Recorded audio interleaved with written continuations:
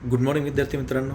मागच्या तासाला आपण 11वीचे अर्थशास्त्र आणि 12वीचे अर्थशास्त्र तर या दोन्ही पुस्तकांमध्ये जे काही प्रकरणं दिलेली आहेत तर त्या प्रकरणांमध्ये नेमका काय फरक आहे, आपण 11वीला कोणत्या प्रकरणांचा अभ्यास केलेला आहोत आणि आता 12वीला कोणत्या प्रकरणांचा अभ्यास करायचा आहे याची चर्चा मागच्या तासाला आपण केलेली होती. त्यानंतर आपल्याला आता पहिल्या प्रकरणाला सुरुवात करायची आहे आणि त्या पहिल्या प्रकरणाचं नाव आहे सूक्ष्म अर्थशास्त्र आणि स्थूल अर्थशास्त्राचा परिचय.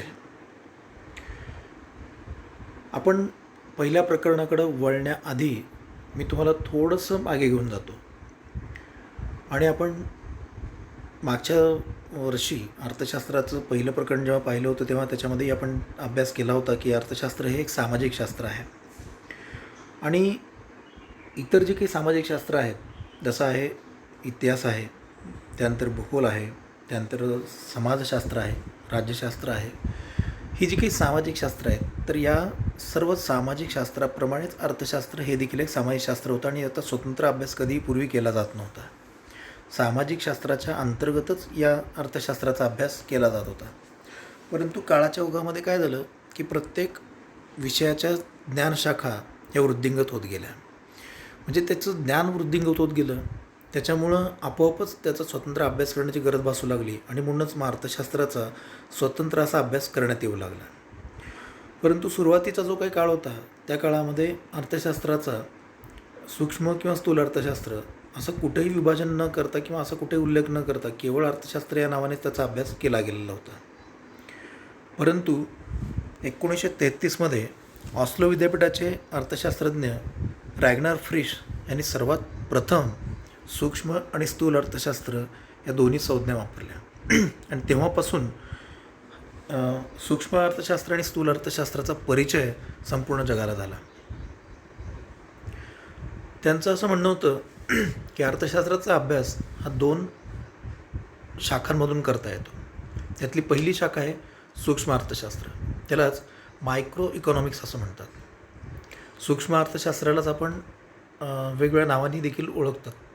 त्याच्यामध्ये अंशलक्षी अर्थशास्त्र असं देखील म्हणतात किंवा मायक्रो इकॉनॉमिक्स असं इंग्रजीमध्ये त्याला म्हटलं जातं. तर या सूक्ष्म अर्थशास्त्रामध्ये आपण जर पाहिलं तर कुणाचा अभ्यास केला जातो तर अर्थव्यवस्थेतील लहानात लहान घटकांचा अभ्यास तिथं केला जात असतो, अगदी सूक्ष्म घटकांचा अभ्यास केला जात असतो. आपण मायक्रो इकॉनॉमिक्स असं जेव्हा म्हणतो तेव्हा त्याचा इंग्रजीमध्ये उच्चार असं, इंग्रजीमध्ये स्पेलिंग असं आहे MICRO, मायक्रो इकॉनॉमिक्स. मग हा शब्द नेमका कुठून आला? हा शब्द मायक्रोज या ग्रीक भाषेतील शब्दापासून त्याचा उदय झालेला दिसतो. मायक्रोच्या याचा नेमका अर्थ काय तर एखाद्या विशिष्ट वस्तूचा 1/1000 भाग म्हणजे मायक्रो. इतका लहानातील लहान घटकाचा अभ्यास ज्या अर्थशास्त्रामध्ये केला जातो त्याला मायक्रो इकॉनॉमिक्स असं म्हणतात.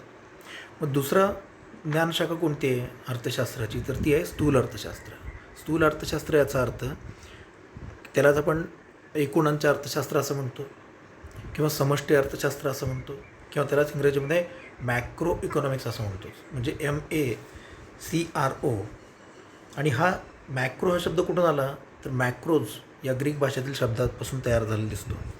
मॅक्रोज या शब्दाचा नेमका अर्थ काय आहे तर जिथं एकूणांचा अभ्यास केला जातो, समूहाचा अभ्यास केला जातो, समूहातील घटकांचा एकत्रित अभ्यास केला जातो तर त्याला मॅक्रोज असं म्हटलं जातं. म्हणजे जिथं समुच्चयाचं विश्लेषण केलं जातं, अभ्यास केला जातो त्याला स्थूल अर्थशास्त्र असं म्हटलं जातं. तर अशा ह्या 2 ज्ञानशाखा अर्थशास्त्रामध्ये सांगितल्या जातात आणि या 2 ज्ञानशाखाच्या माध्यमातून अर्थशास्त्राचा अभ्यास हा केला जात असतो. तर आता आपल्याला पहिल्यांदा या सूक्ष्म अर्थशास्त्र जो आहे तर त्याची जी काही ऐतिहासिक वाटचाल आहे तर त्याचा अभ्यास आपल्याला इथं करायचा आहे. सूक्ष्म अर्थशास्त्राचा सर्वात पहिल्यांदा अभ्यास जर कोणी केलेला असेल किंवा त्याची चर्चा आपल्याला कुठं दिसते तर आधुनिक अर्थशास्त्राचे जनक त्याला आपण ॲडम स्मिथ म्हणतो. तर या ॲडम स्मिथ यांनी लिहिलेल्या राष्ट्राची संपत्ती या 1776मध्ये लिहिलेल्या ग्रंथामध्ये त्याचा उल्लेख आपल्याला आढळतो. तो कसा आढळतो तर त्यांनी त्याच्यामध्ये सांगितलं होतं की विविध वस्तू सेवा आणि उत्पादन घटक यांच्या किमती कशा प्रकारे निश्चित होतात याचं विश्लेषण त्यांनी त्यांच्या ग्रंथामध्ये केल्याचं दिसून येतं. याचाच अर्थ काय आहे तर एखादी सेवा, एखादा उत्पादन घटक यांच्या किमती कशा ठरतात? म्हणजे इथं काय केलं त्यांनी, एखादा घटक, एखादा विशिष्ट घटक, एखादी वस्तू, एखादा उत्पादन घटक म्हणजे विशिष्ट घटकांचा अभ्यास इथं केलेला दिसतो. याचाच अर्थ सूक्ष्म अर्थशास्त्राच्या दृष्टिकोनातून त्यांनी तो अभ्यास करून ते विश्लेषण मांडलं गेलं दिसतं. म्हणून सर्वात प्रथम 1776मध्ये ॲडम स्मिथ यांच्या राष्ट्राची संपत्ती या ग्रंथामध्ये सूक्ष्म अर्थशास्त्राचा उल्लेख झाल्याचं आपल्याला दिसून येतं. त्याच्यानंतर डेव्हिड रिकार्डो यांचा खंडविषयक सिद्धांत देखील होता. तो देखील खूप छान सिद्धांत आहे. त्याच्यामध्ये डेव्हिड रिकार्डो असं म्हणतात की भूमीला खंड दिला जातो.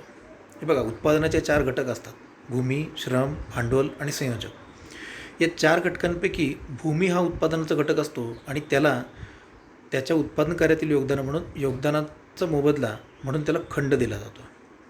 आणि हा खंड सर्व जमिनीला सारखा मिळतो का? नाही आहे. का नाही मिळत? तर बघा, तुम्हालाही तुमच्या आता अवतीभोवती तुम्हाला दिसतं की जी जमीन सुपीक असते त्या जमिनीच्या मालकाला अधिक खंड मिळतो, जी जमीन थोडीशी कमी सुपीक असते त्या जमिनीच्या मालकाला कमी खंड मिळतो, आणि जी जमीन अधिक पडीक असते किंवा माळरानाची जमीन असते त्या जमिनीच्या मालकाला आणखीन कमी खंड दिला जातो.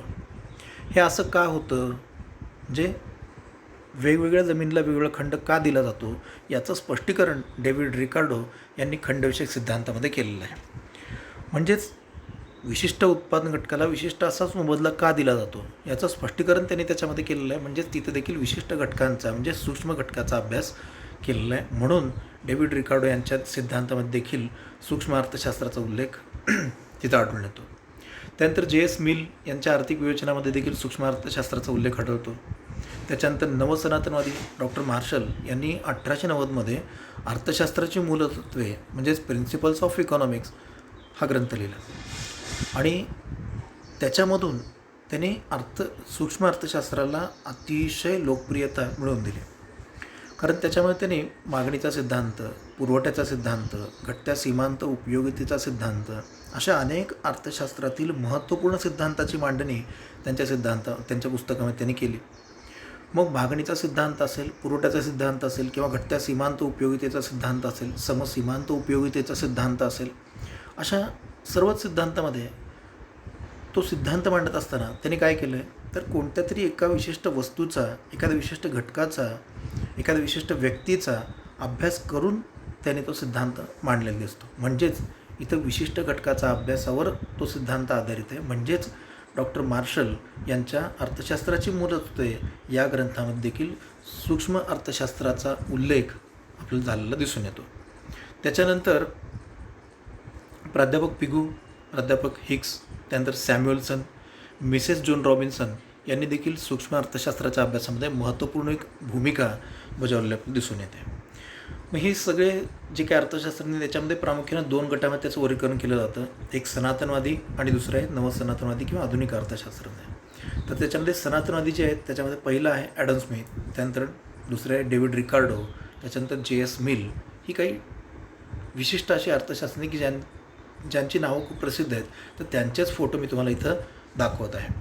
त्याच्यानंतर नवसनातनवादी जे अर्थशास्त्रज्ञ आहेत किंवा आधुनिक अर्थशास्त्रज्ञ म्हणतो आपण, त्याच्यामध्ये सगळ्यात पहिल्यांदा डॉक्टर मार्शल, की जे तुम्हाला इथून तुम्ही जर कायम आता याच्यामध्ये MA जर करत असाल अर्थशास्त्रामध्ये, तर हे तुमचे कधीही पाठ सोडणार नाहीत अशा अर्थशास्त्रज्ञ म्हणजे डॉक्टर मार्शल, की त्यांचे सिद्धांत तुम्हाला वारंवार अभ्यासाला येणार आहेत. त्याच्यानंतर John Maynard Keynes, J.M. Keynes म्हणतात त्यांना, हे आहेत. त्यानंतर कार्ल मार्क्स हे देखील आहेत. तर हे झाले नवसनातनवादी किंवा आधुनिक अर्थशास्त्रज्ञ. याच्यानंतर आपल्याला स्थूल अर्थशास्त्राची ऐतिहासिक वाटचाल आपल्याला बघायची आहे. आता स्थूल अर्थशास्त्र म्हणजे काय, तर जिथं समुच्चयाचा अभ्यास केला जातो, एकूण घटकांचा अभ्यास केला जातो, त्याला आपण स्थूल अर्थशास्त्र म्हणतो. मग याचा अभ्यास सर्वात प्रथम कुठं दिसून येतो आपल्याला किंवा त्याचा उल्लेख कुठं दिसतो, तर आपल्याला आठवतं का बघा, की 16व्या-17व्या शतकामध्ये जे व्यापारवादी अर्थशास्त्रज्ञ होऊन गेले, तर त्यांनी त्या देशामध्ये जे काही शासनाला केलेल्या शिफारसी होत्या, तर त्याच्यामध्ये स्थूल अर्थशास्त्राचा उल्लेख असल्याचं आपल्याला दिसून येतं. कारण 16व्या-17व्या शतकामध्ये औद्योगिक क्रांती घडून आली होती इंग्लंडमध्ये आणि त्यांचा व्यापार वृद्धिंगत होत होता, त्यांचा व्यापार वाढलेला होता आणि हा व्यापार करत असताना तेथील व्यापाऱ्यांना आलेल्या अडचणी आणि त्याच्याविषयी त्यांनी जी काही शासनाला शिफारसी केल्या तर त्या काही विशिष्ट घटकासाठी नव्हत्या, त्या संपूर्ण समूहासाठी होत्या. म्हणजे समुच्चयात्मक बाबींच्या बाबतीत त्यांनी शिफारसी केलेल्या आपल्याला दिसून येतात. म्हणून 16व्या-17व्या शतकामध्ये व्यापारवादी जे अर्थशास्त्रज्ञ होते, तर त्यांनी केलेल्या शिफारसीमध्ये स्थूल अर्थशास्त्राचा उल्लेख झाल्याचं आपल्याला दिसून येतं. त्याच्यानंतर 18व्या शतकामध्ये निसर्गवादी म्हणजेच फ्रेंच अर्थशास्त्रज्ञ होऊन गेले. तर त्यांनी देखील राष्ट्रीय उत्पन्न आणि राष्ट्राची संपत्ती याविषयी त्यांचे विचार मांडले आहेत.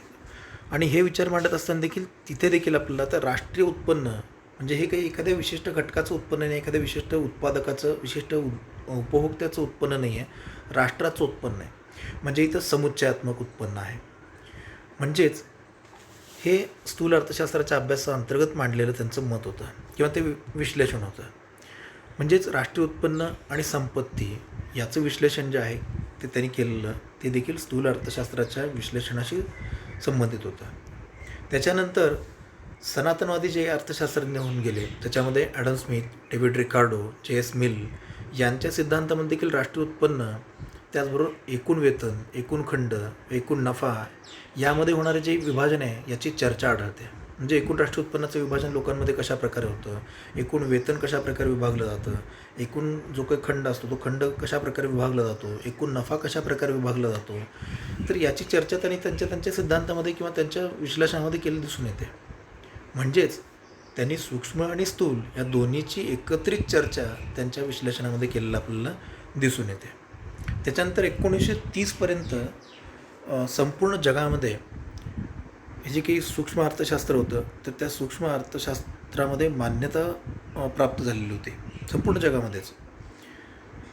कारण 1930पर्यंत सर्वच शास्त्रज्ञांनी जे काही विचार मांडले ते सर्व विचार हे केवळ सूक्ष्म अर्थशास्त्रावर आधारित जास्तीत जास्त आधारित होते असं आपल्याला दिसून येतं.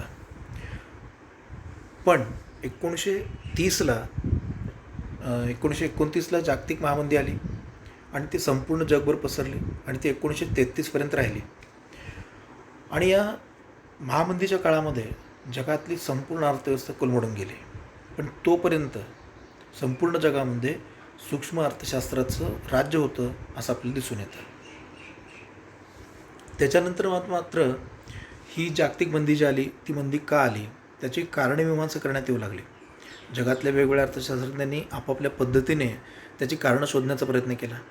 त्याचाच एक भाग म्हणून 1936मध्ये Lord John Maynard Keynes J.M. Keynes यांनी the General Theory of Employment, Interest and Money हा ग्रंथ प्रसिद्ध केला.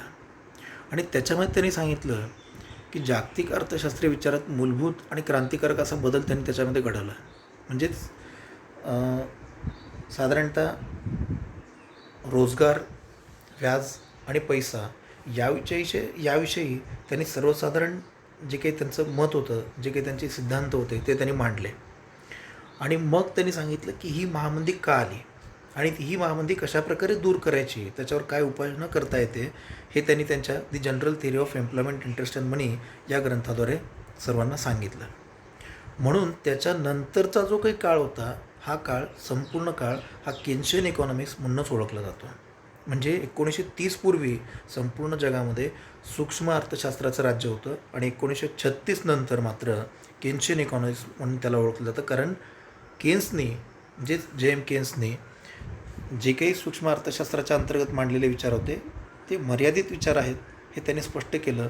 आणि मग त्यांनी दी जनरल थिअरी हे जे काही पुस्तक लिहिलं त्या माध्यमातून स्थूल अर्थशास्त्राची ओळख जगाला करून दिली आणि त्यानंतरचा काळ केन्शियन इकॉनॉमिक्स म्हणून ओळखला जातो. या व्यतिरिक्त प्राध्यापक Malthus, Karl Marx, Wicksell, Walras, Fisher यांनी देखील स्थूल अर्थशास्त्राच्या विकासामध्ये आपापल्या पद्धतीने महत्त्वाचं योगदान दिलं दिसून येतं. त्यानंतर हॅरॉड व डोमर हे एक असे अर्थशास्त्रज्ञ होऊन गेले की त्यांनी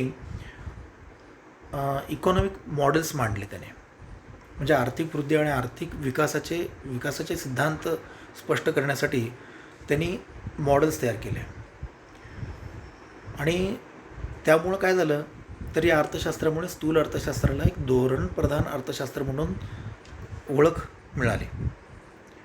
म्हणजेच हॅरॉड आणि डोमरमुळं स्थूल अर्थशास्त्राला धोरणप्रधान अर्थशास्त्र म्हणून संबोधण्यात येऊ लागलं.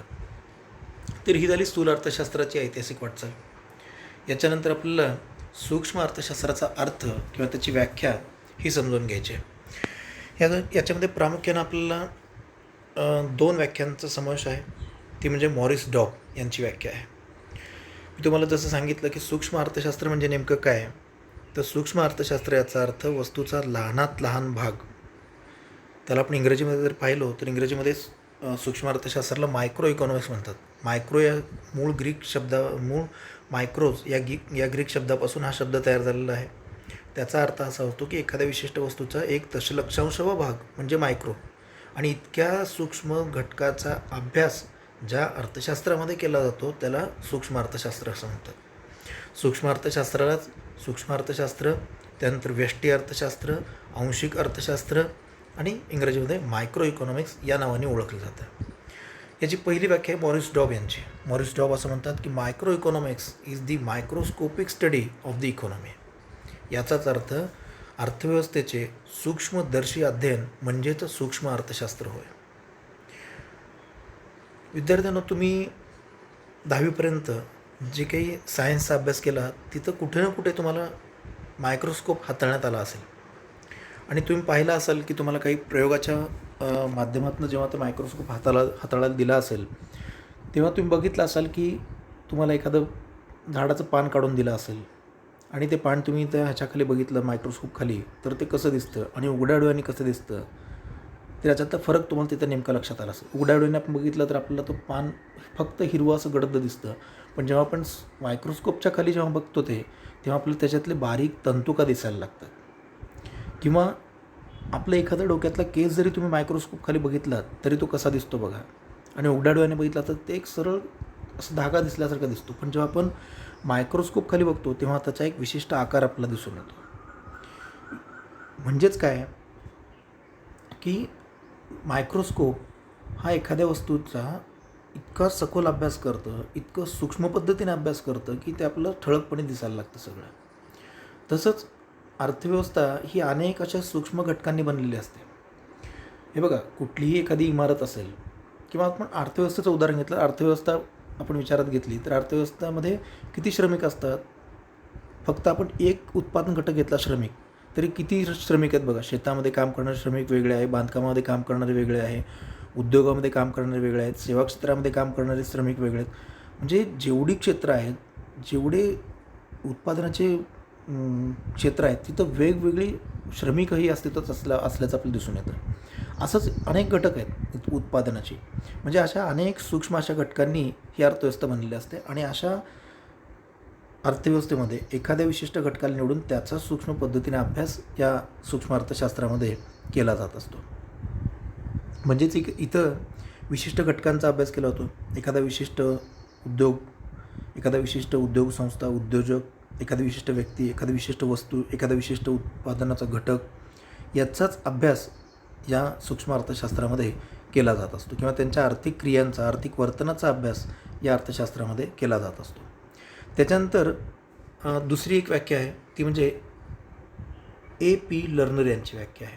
ते असं म्हणतात की सूक्ष्म अर्थशास्त्राद्वारे अर्थव्यवस्थेकडे जणू काही सूक्ष्म दर्शकाद्वारे पाहिले जाते. मी तुम्हाला आत्ताच सांगितलं ना की आपण नॉर्मली कोणती वस्तू आपण डोळ्यांनी बघितली तर आपल्याला ती फारशी काही क्लिअर दिसत नाही किंवा त्यातले बारकावे दिसून येत नाहीत, पण तीच वस्तू जेव्हा आपण एखाद्या मायक्रोस्कोप खाली बघतो तेव्हा त्यातले अतिशय बारीक घटक आपल्याला अगदी ठळकपणे दिसायला लागतात.